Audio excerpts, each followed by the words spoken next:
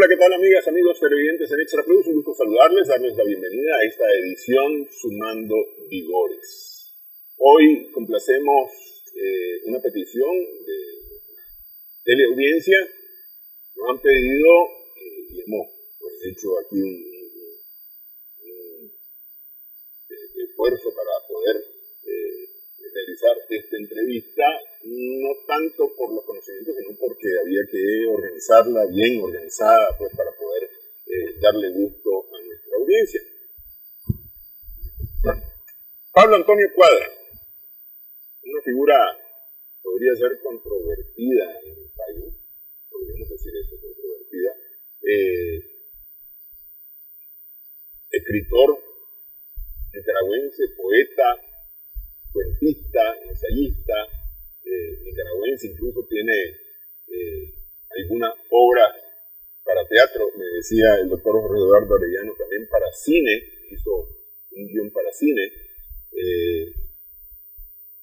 Y aprovechamos este mes, el mes de noviembre, porque es el mes de su nacimiento. En 1912, el 4 de noviembre, nació Pablo Antonio Cuadra. Hace 111 años. 111 años. Y falleció en el 2002. No sé, doctor, ¿cómo arrancamos? Primero le agradezco que esté por aquí. ¿Usted tuvo una relación personal con Pablo Antonio? Sí, Pablo Antonio no cumplió los 90 años. Murió en enero, 2 de enero del 2002. Sí. Entonces murió de 89 años. Pero fue longevo. Pero longevo, activo. Influyente todavía. Murió siendo rector de la UNIC, de la Universidad Católica de Santo Domingo, trabajando. Diríase popularmente con las botas puestas. Prácticamente. Entonces, nació en el 12, pero yo comienzo a tratarlo, a conocerlo, en el 63. Y de ese año, no sé qué mes, está la primera dedicatoria que me da en su antología, premiada a nivel hispánico, antología de su poesía. Ya Pablo Antonio es Pablo Antonio. Publicada en el 62. Entonces, publicada en España, fue un premio hispánico, y me dedicó un ejemplar de esa obra. Él ya es Pablo Antonio. Claro. Ya es un personaje reconocido. Es decir, entonces, del 63 al 2002, hay casi 40 años, hay 39 años. Entonces, ese es el Pablo Antonio que yo traté. Yo conocí, que traté. Aunque conocimiento, pues, de él se remontaba, pues, a la lectura de su obra dispersa, etcétera, etcétera, etcétera. Y el libro que más me influyó hasta ese momento en mi formación intelectual es Torres de Dios, ensayo sobre poetas, publicado en el 58, ¿verdad? Y es un análisis de los poetas hispanoamericanos, en general, los grandes poetas, Neruda, Vallejo, etcétera, del movimiento de vanguardia, explicando, pues, su significación, su trascendencia, etcétera, etcétera. ¿Ves? Entonces, en esos 40 años, o casi 40 años, yo heredo su ejemplo, yo heredo el estudio de Nicaragua como preocupación sagrada que él aplicó, aunque también la aplicaron los otros miembros de la vanguardia, como Coronel Urtecho, pero él fue el que lo aplicó más, con mayor dimensión, con mayor atención, con mayor profusión. Entonces, ¿cuál es el ejemplo? Escritor integral. Entonces, yo quise ser escritor integral, pero quedé muy lejos, porque él fue poeta, ensayista, también periodista, como con crónica, dramaturgo, pleno, completo, Yo no soy dramaturgo. Me interesa el teatro como historia, como fenómeno cultural, pero escribir unas tonterías ahí experimentales sin trascendentes, ¿verdad? Cuentista, no fue novelista, pero sí fue un gran narrador cuentista, ¿verdad? Y otros más, otros etcétera. Pero además tiene una dimensión que yo no la tengo del todo, que es artista plástico. El arte plástico para él fue importantísimo, como dibujante, como diseñador de tapices, como cuestiones de creaciones indígenas, mil cosas. Y va también al arte de la tipografía. Pero quizás lo que más me perdura en él, como promotor cultural, como autor de acciones culturales, es su capacidad de difundir a través de periódicos y órganos, publicaciones periódicas fundamentales de cultura y de arte. Quizás lo mejor que heredé de él fue ser revistero. Revistero. Y sospecho, por la tecnología, por las nuevas épocas, y no voy a decir una exageración ni una mentira, que lo superé. Porque yo me considero revistero, con mucho orgullo y con mucha conciencia. Porque he editado 20 revistas culturales, literarias, históricas, etcétera, etcétera. Él publicó la mejor revista de cultura que se había hecho hasta los años 40. Lo mejor que se hizo en Nicaragua, en Granada. Los cuadernos del taller San Lucas, 4 números. Y el quinto fue publicado ya, terminó en el 44, pero el quinto fue publicado en Managua. Cuadernos del taller San Lucas es el máximo archivo de la cultura nicaragüense que se hizo hasta ese momento. ¿Qué contenía en esto? Todo. Religión, poesía, traducción, folclore, toda la cultura nicaragüense. Era, digamos, como una especie de revista científica dedicada a la cultura. Sí, hay traducciones de colaboraciones de Maritain, de los grandes escritores católicos, eso sí. La orientación era estrictamente católica. Era cofradía del taller San Lucas. San Lucas es el evangelista intelectual. Hicieron. Entonces, y después el Pez de la Serpiente, que es la mejor revista que se ha hecho en Nicaragua, literaria, a partir del 61. Y duró 50 números. Después la continuó Pedro Javier, su nieto, etcétera, etcétera, etcétera. Y otra revista, y la página de Vanguardia, etcétera, etcétera, etcétera.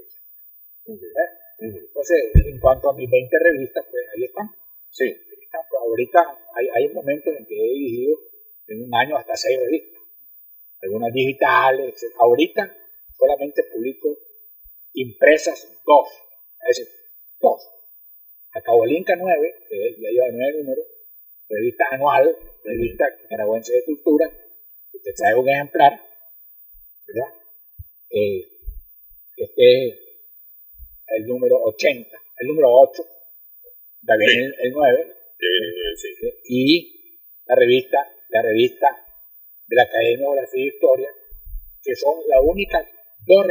Hay una revista del Ministerio de Educación que se llama Índice, pero es especializada en temas de educación. Nada más, impresa solo esa, y las 2 nuestras.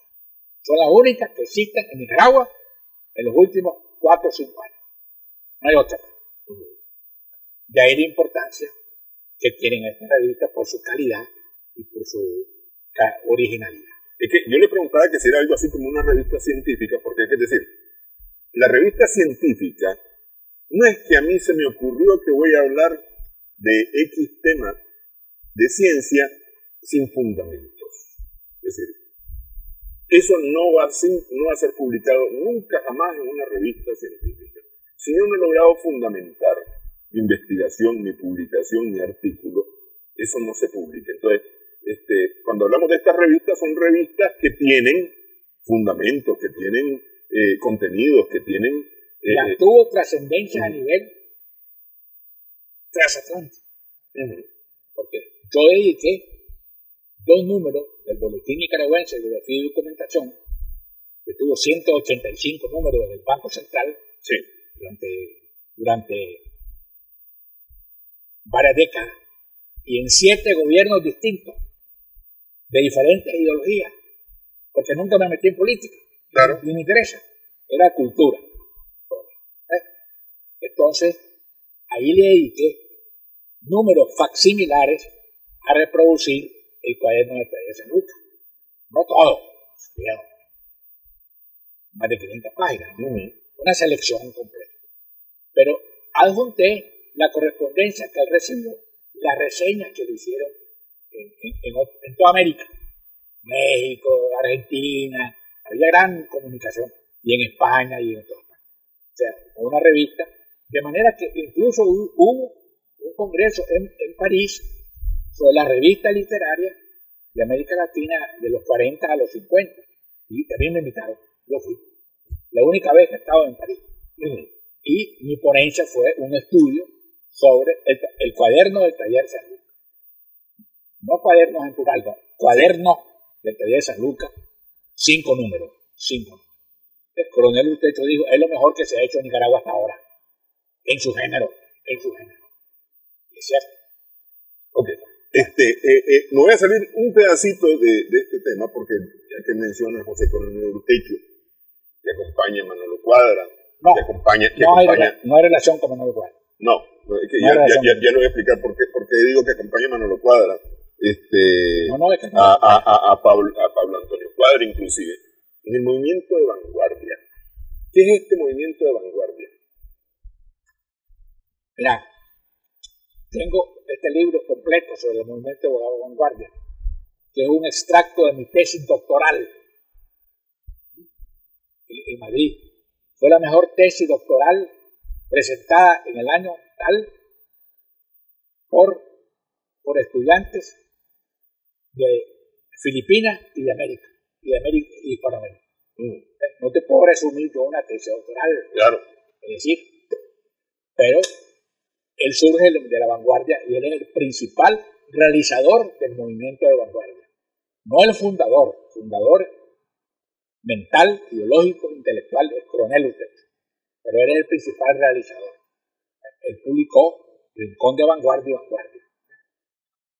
Entonces, y es el primero que publica su primer libro, Poemas Nicaragüenses.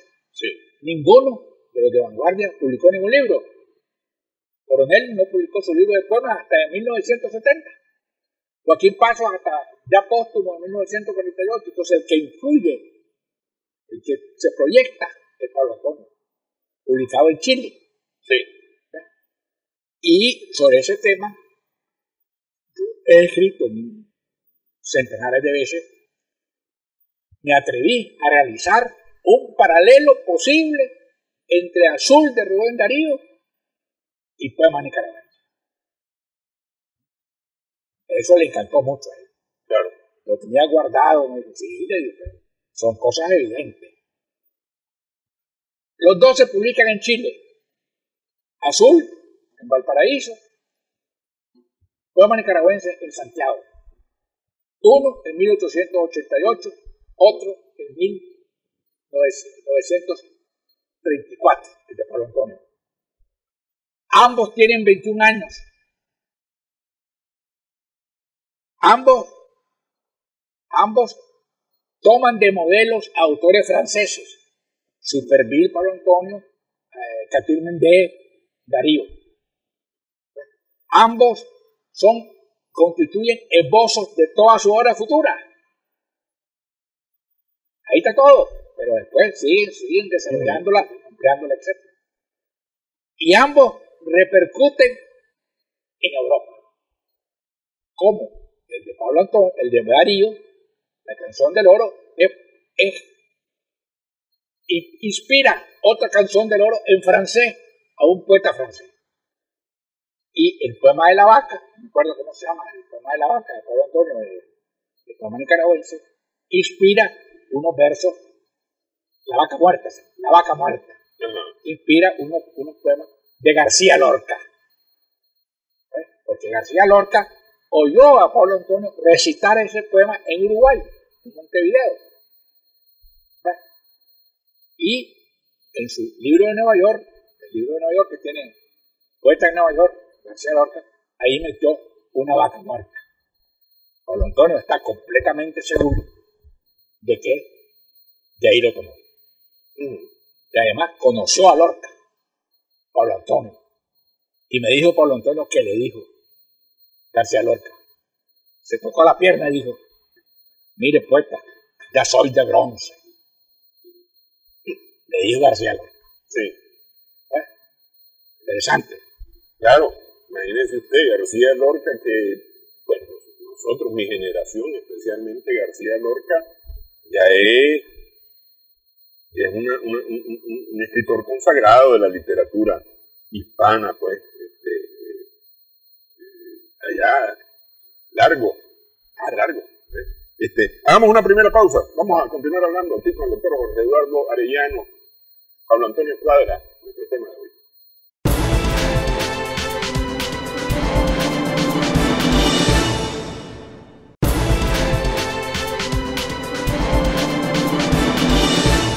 Continuamos en esta edición, estamos sumando vigores en Extra Plus con el doctor Jorge Eduardo Arellano, miembro de la Academia de Geografía e Historia de Nicaragua.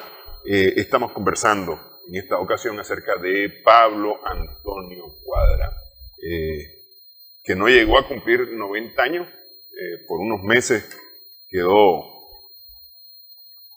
con 89 años antes de fallecer en enero del 2002.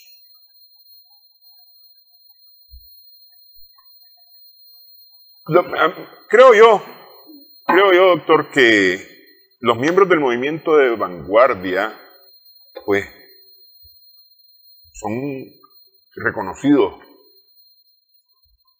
Es decir, hablar de José Coronel Urtecho, del mismo Pablo Antonio, Manolo Cuadra. No, ¿cuál es tu pregunta? ¿Tuvo Pablo Antonio ese reconocimiento como tal aquí en el país? Mira.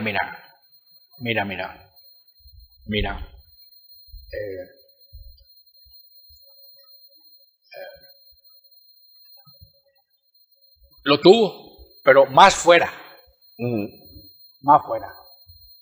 Las tesis doctorales son de fuera.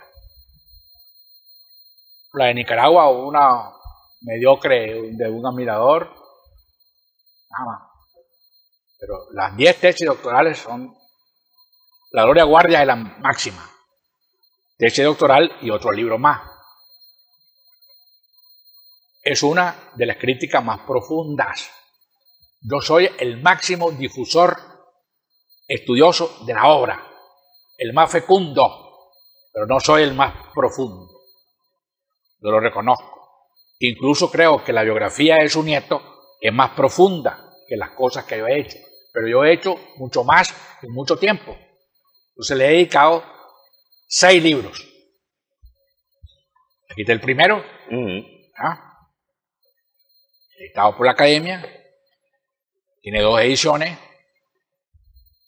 Están también libros compilatorios que yo preparo, que yo organizo, que yo estructuro. Y el más importante, uno de los más es Pablo Antonio Cuadra, Valoración Múltiple, en un aniversario de los poemas nicaragüenses. Esto se publicó en la UNICA en 1994. Ahí hay 20 secciones y 40 ensayos, algunos míos. O sea, son 6 libros. ¿Y por qué escribir tanto sobre Pablo Antonio? Y porque el conocimiento avanza, no se estanca. Todavía tengo 3 trabajos nuevos que no estaban en estos libros. Porque he descubierto, por ejemplo, en la revista Cahualinca, descubrí el primer epílogo de Por los caminos van los campesinos. Sí. Hasta ahora lo descubrí, en Jornal. Porque Por los caminos van los campesinos es, como digo yo, la pieza más clásica y entrañable de Centroamérica. Es una cita de un español, Carlos Repará. Y es el máximo drama que se ha publicado y escrito en Nicaragua.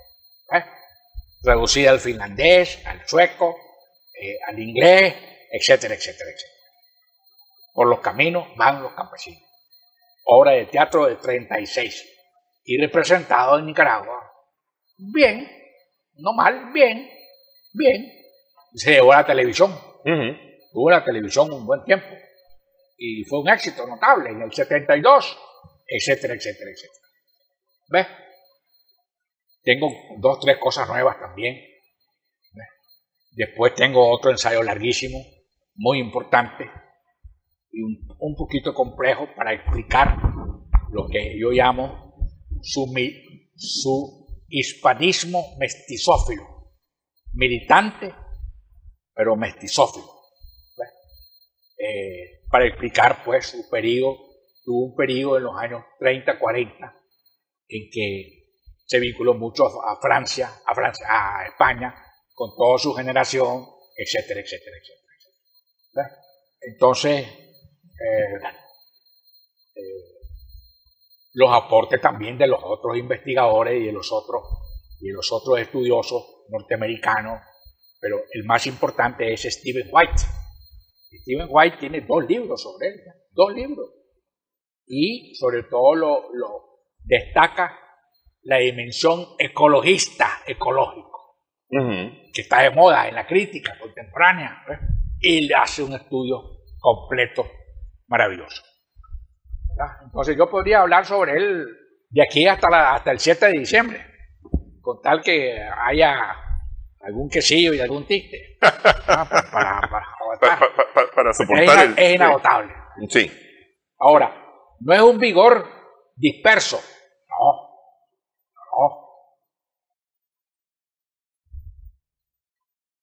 Es un vigor excelso. Pero por eso podríamos hablar más. Pues. Ok. Es un investigador. Usted me dice que es un investigador de Nicaragua. ¿Quién? Pablo Antonio. No es un investigador de Nicaragua. Es decir, es mucho más que eso. No, pues es decir, él empieza, o más bien una parte de él es el investigador que su investigación está reflejada en sus obras. No. A ver. No. Ciazul funda el modernismo en el 88, es la primera concreción del modernismo en América, antes que en España. Sí. Poemas nicaragüenses es otro libro que inicia la poesía nacional en Centroamérica. La poesía nacional surgida de las raíces. Y en eso no hay comparación. Es lo más grande que ha habido en Nicaragua. Lo más grande. Claro. Pero claro, en sus obras va definiésdefiniéndolas y proyectándolas poco a poco. Y Alfonso Cortés, Azaria Palé. Nada tiene que ver, nada tiene que ver. Es un poeta metafísico que nada tiene que ver con la... No, pues, pero digo, como poesía nicaragüense, pues. No, nada tiene que ver con Nicaragua. Ah, ok. La poesía alfonsina nada tiene que ver con Nicaragua. Ya, ok, ahora sí, ya estoy. Y Palé se quedó en la Edad Media y en Bélgica. Ajá, y la cuestión religiosa, nada tiene que ver. Estamos hablando que esta es una poesía que refleja Nicaragua. Los poetas no se pueden comparar. Sí. Cada quien es incomparable. Claro.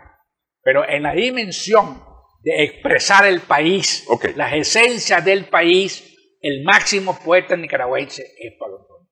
Más que Darío. Pero claro, la gente que me escucha no va a entender eso. No tiene los conocimientos, ni ha leído los libros, ni los poemas. Claro. Sí. Darío es universal, además. Ahora, hay otro. Sí. También él es universal. También es universal. También él es universal. Pero, ahora, quiero reconocer también la gran labor que hizo sobre Pablo Antonio Wilmor López. Wilmor López lo entrevistó 40 veces y lo grabó mucho. Hay CD, hay discos, hay cosas, etcétera, etcétera. Hizo una gran labor Wilmore.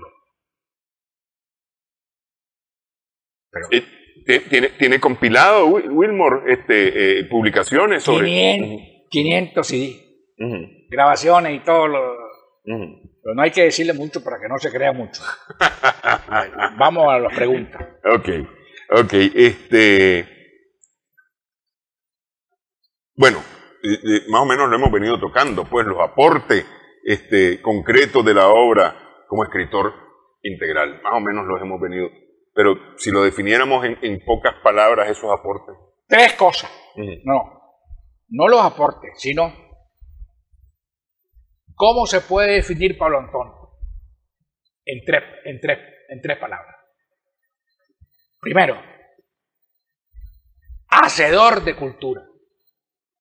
Fíjate bien, no solo poeta, no solo escritor, autor de poemas, no. Hacedor de cultura. Después se dijo trabajador de la cultura, pero me parece trabajador de la cultura. ¿Qué significaría hacedor de cultura? ¿Promotor? 1000 cosas. Tener la cultura como máxima voluntad de ciudadana. La cultura ante todo. No la política, la cultura. Hacedor de cultura. Constructor de soberanía. Es importantísimo. Construir la soberanía de un país. ¿Cómo? Con el intelecto. No con las armas. Y tercero, ser lengua de su pueblo. ¿Quién es lengua de su pueblo? Asturias es lengua de su pueblo guatemalteco, de los quichés, de los indígenas. Pablo Antonio es lengua de su pueblo, a través de su obra, de su poesía, etcétera, etcétera, etcétera. Está definido. Hacedor de cultura, constructor de soberanía y lengua de su pueblo. Ok, vamos a hacer pausa en esta edición. Estamos conversando con el doctor Jorge Eduardo Arellano acerca de Pablo Antonio Cuadra en este mes de noviembre, mes natalicio en el año 1912. Regresamos en breve.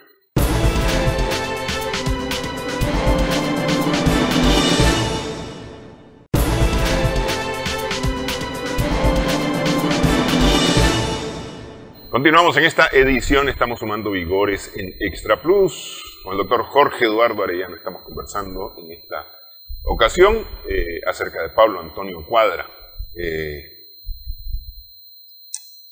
¿Conoce usted, podría mencionar algún poema que a usted le llame la atención, que a usted lo haya impactado, no sé, de Pablo Antonio Cuadra? Mira, en cada etapa, en cada libro, hay poemas representativos. En Cuadernos del Sur,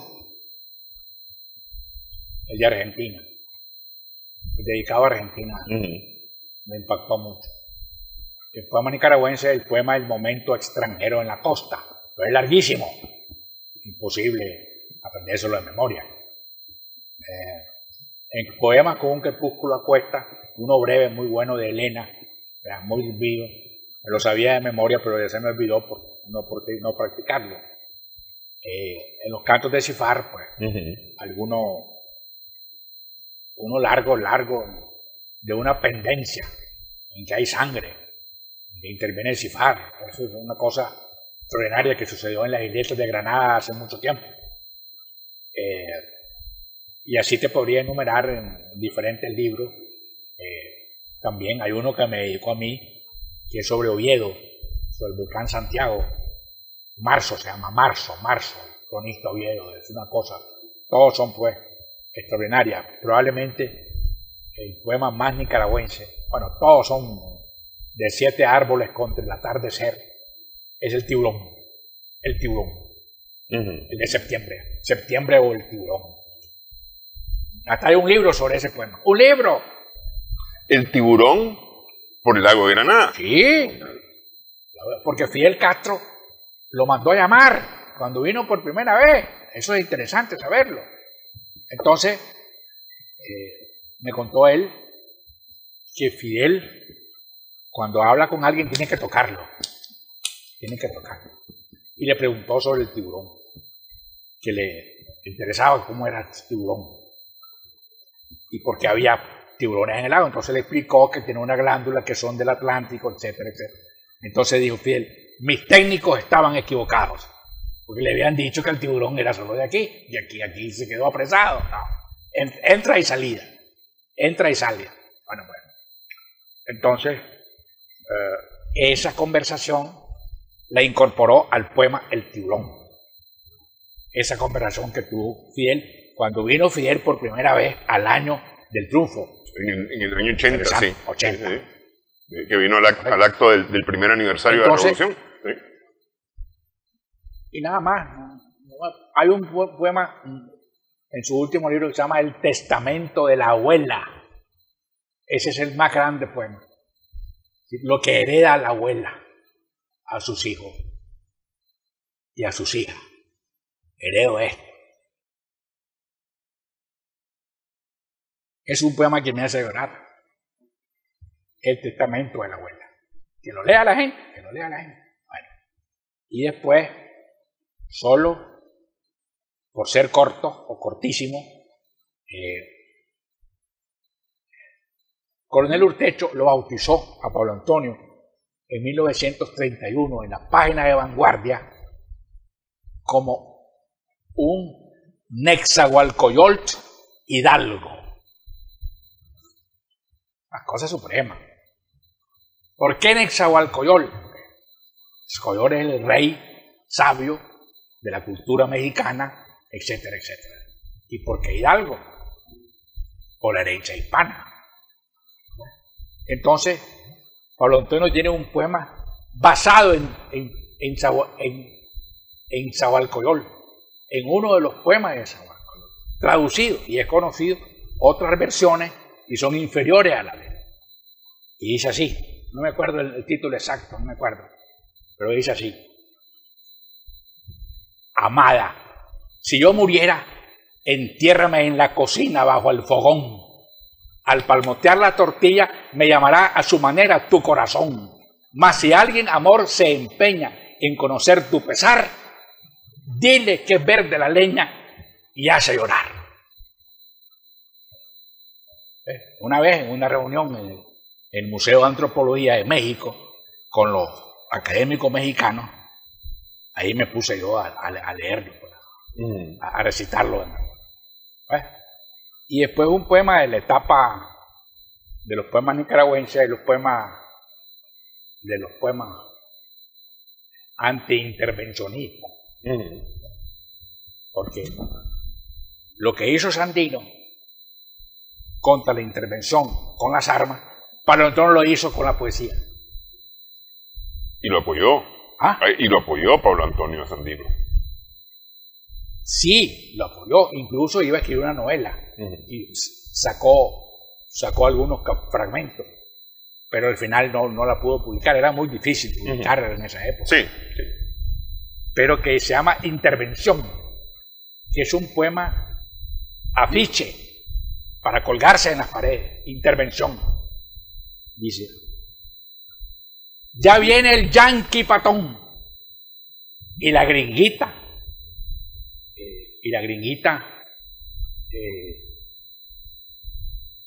Algo que termina la gringuita en well. Al yankee dile go home y a la gringuita very well. Intervención. Y la gringuita no sé qué. Ya se me olvidó ya los septuagenarios ya se nos olvida algo. Pero no, pues estaba dándole vuelta ahorita. Granada ocupa una parte importante de la obra de Pablo Antonio. Es decir, como granadino, él... No es granadino. ¿No es granadino? ¡No! Ah, sí. Es más que granadino. Porque él nació en Managua. Incidentalmente, en la calle Candelaria. Ajá. Y tiene un poema sobre su casa, extraordinario, sobre el terremoto, los dos terremotos. El del 31 sí, y el del 72. Sí, vivió ahí. Pero era granadino porque, pues, Granada era su mundo. Ahí se formó, el colegio, etc. Pero su madre era leonesa. ¿Qué cosa? Su madre era leonesa y también conoció lo de León. Y una vez afirmó algo que ofendió a algunos falsos granadinos. En un ensayo demostró que la cocina leonesa era superior a la granadina. Y es cierto. Es cierto. Y hubo rasgadura de vestidura. No. Un pobre diablo. Pedro Pablo Viva dijo, no, claro, que su mamá era cocinera y había publicado un libro. Y no, mejor granadina. No.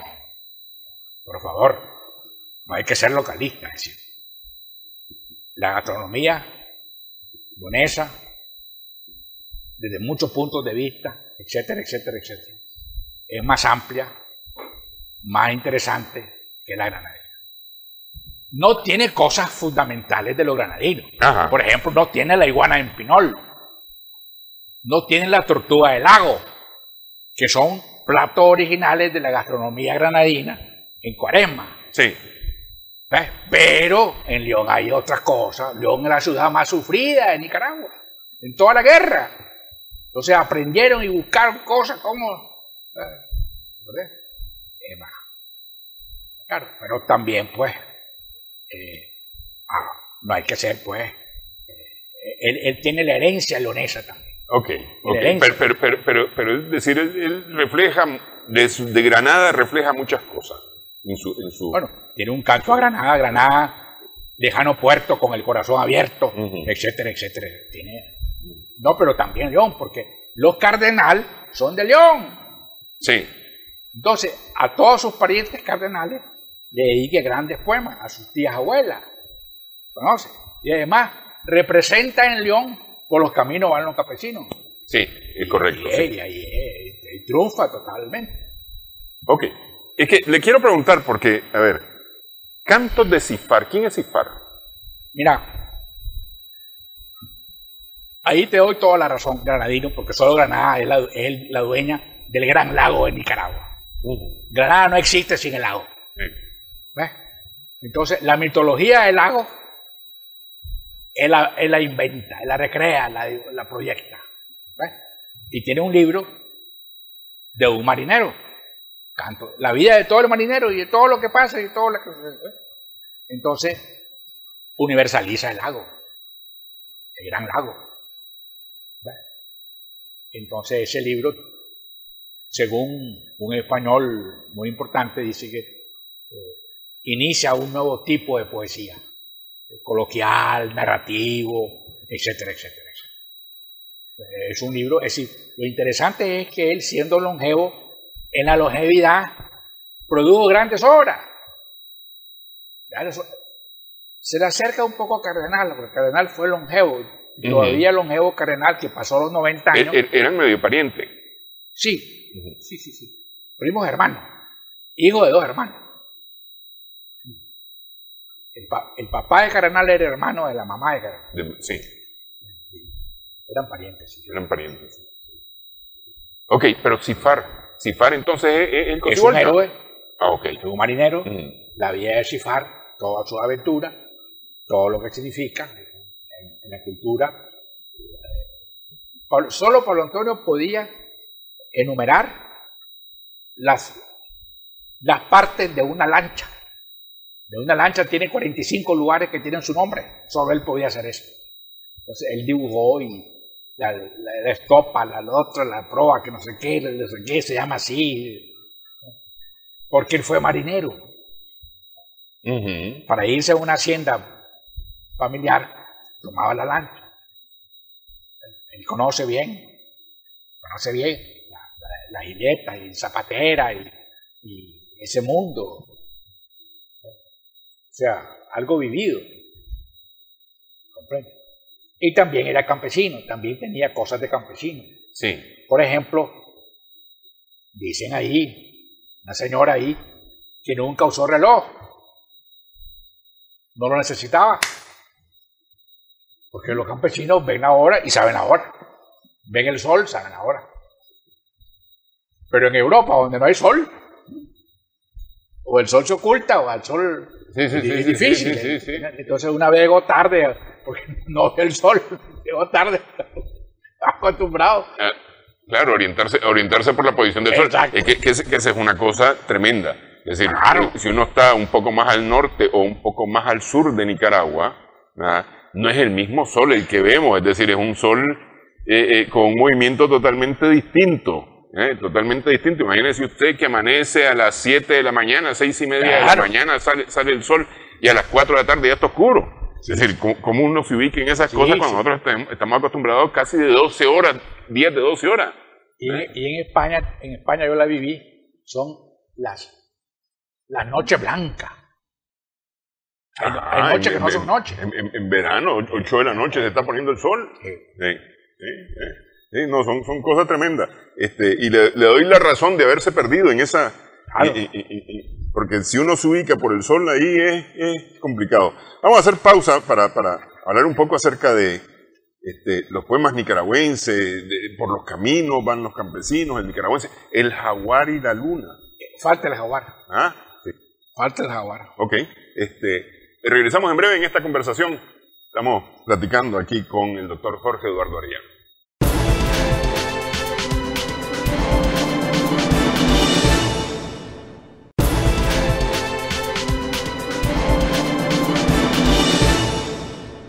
Continuamos en esta edición, estamos sumando vigores en Extra Plus con el doctor Jorge Eduardo Arellano, miembro de la Academia de Geografía e Historia de Nicaragua. Estamos conversando acerca de Pablo Antonio Cuadra.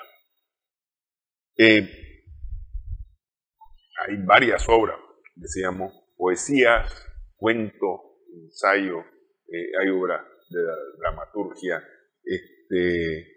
Hemos hablado de los poemas nicaragüenses, de cómo él es precursor de los poemas nicaragüenses.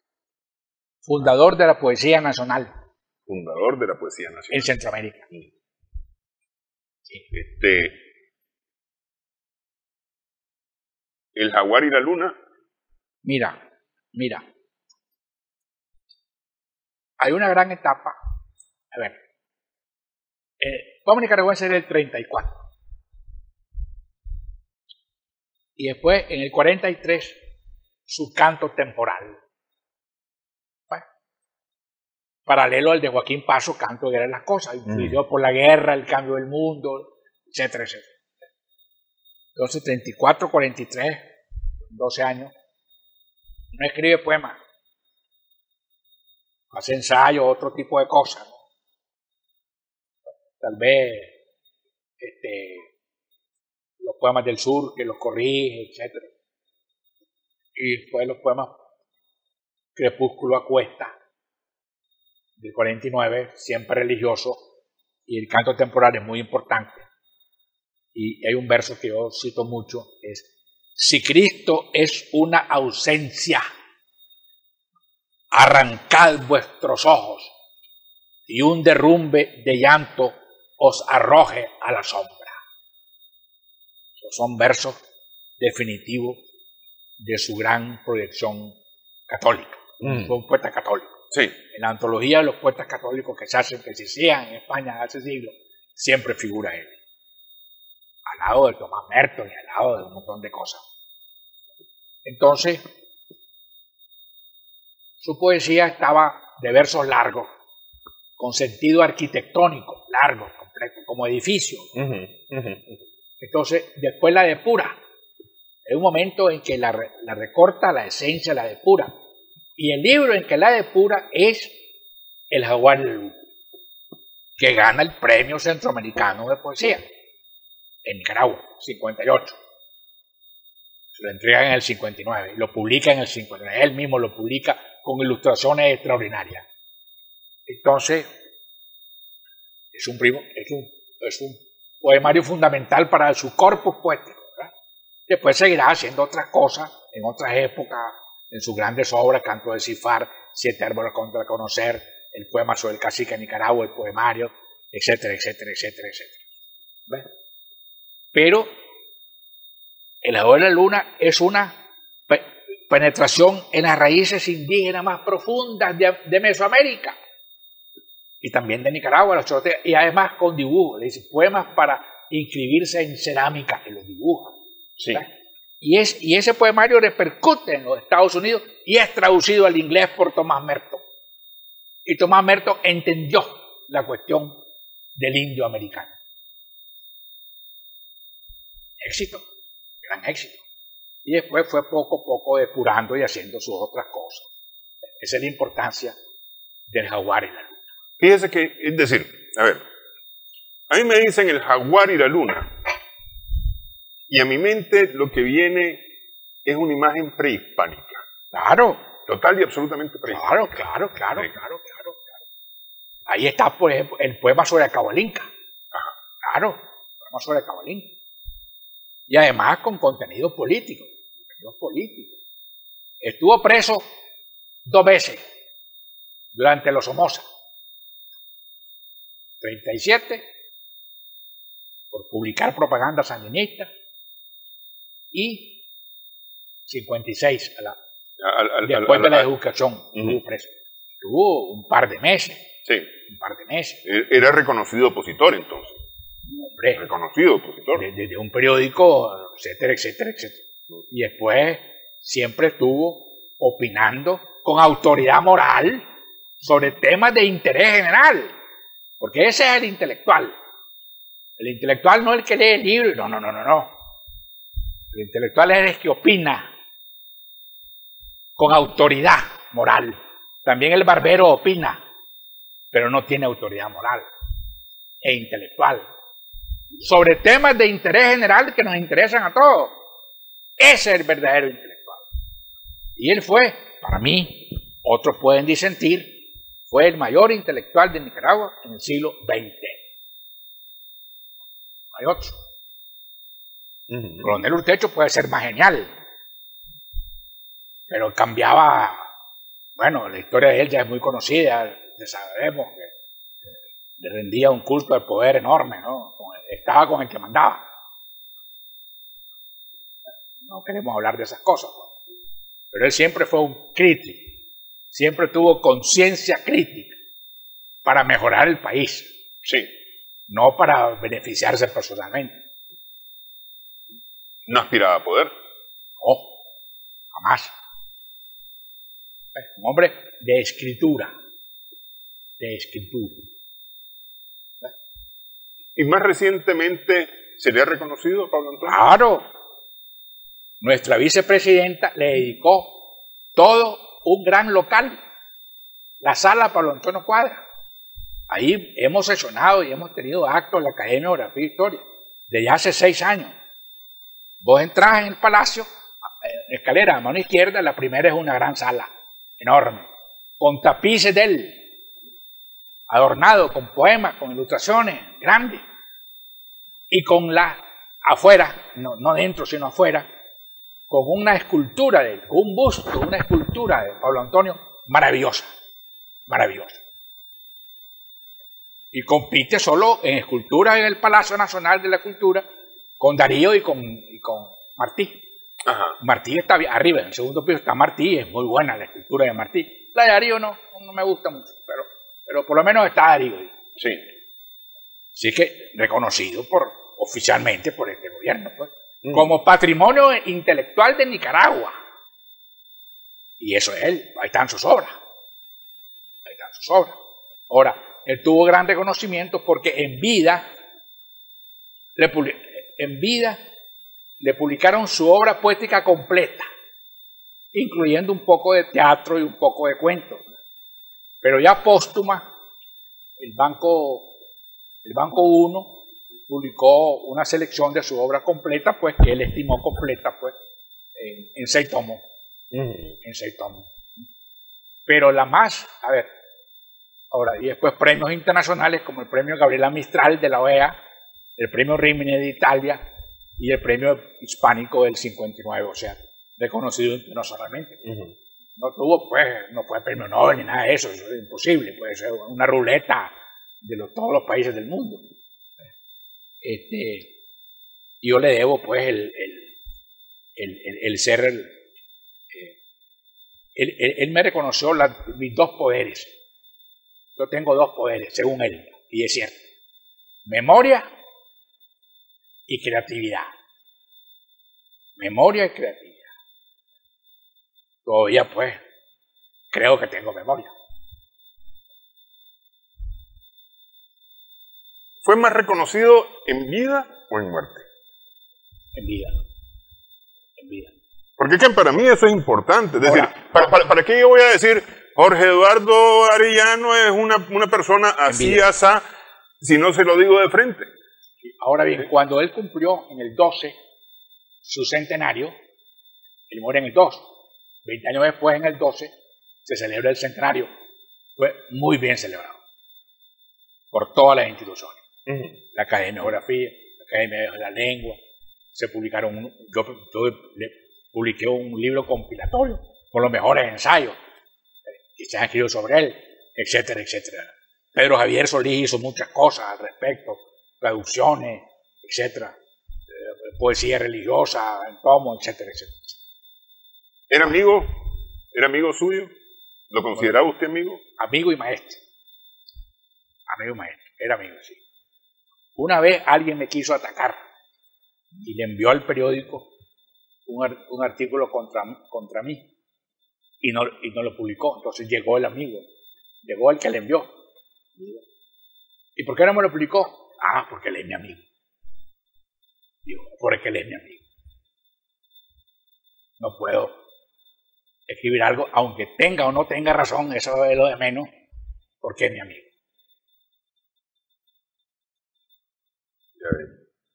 Pues no sé, doctor. La verdad es que usted mismo lo dijo, es decir, si nos sentamos aquí a hablar de Pablo Antonio Cuadra, vamos a hacer un programa largo hasta el 7 de diciembre y no tengo quesillos ahorita para ofrecerle ni tiste. ¿Ah? Entonces no me quiero arriesgar a que nos quedemos a la mitad.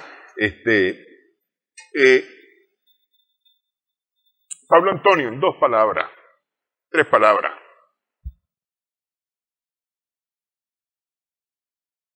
Ahorita. Sí, sí. Padre pródigo de la cultura nicaragüense. Esas 2 palabras. Ahora, tengo Pedro Javier hizo la lista de los temas que más le influyeron. Alter ego, en las estatuas indígenas, el otro yo. América, amor, ancianidad, árbol, los árboles, el árbol botánico. Belleza, caudillo, censura, ciencia, ciudad, cristianismo, charral, diálogo, dignidad, dinero, dolor, deuda, educación, escapismo, exilio, familia, fe, el gran creyente, futuro, gestos, hijo, historia, nombre, humildad, infierno, masificación, militarismo, mito, muerte, novedad, originalidad, palabra, piedra, pobreza, poder, poeta, política, profecía, sacrificio, sexo, soledad, tiempo, tiranía, tortura, vejez, verdad, vino y vida. Esos eran los grandes temas de sus ensayos, generales, ¿verdad? Inscritos en situaciones coyunturales de Nicaragua. ¿Está la muerte ahí? Sí, está la muerte. Está la muerte. Porque ese es un tema como tabú, ¿no? Sí. Rubén Darío le tenía temor a la muerte, pero la tocaba. Muerte, lo tocó, habla sobre la muerte, sí. Estupendo, muchas gracias. No, yo le agradezco a usted, doctor, por supuesto, por su tiempo, por su amabilidad de podernos contar un poco de esta historia. Con el doctor Jorge Eduardo Arellano nos vamos a reunir en los próximos días para tocar apuntes importantes, históricos, sobre una celebración religiosa tradicional cristiana, católica, pero en Nicaragua... La máxima. La purísima, pues, no sé. Difícilmente hay una celebración así, excepto, pues, tal vez Semana Santa, o Navidad, pero esta especialmente popular. Muchas gracias, doctor. Nos vamos a encontrar de nuevo. Gracias por su atención en esta edición Sumando Vigores en Extra Plus.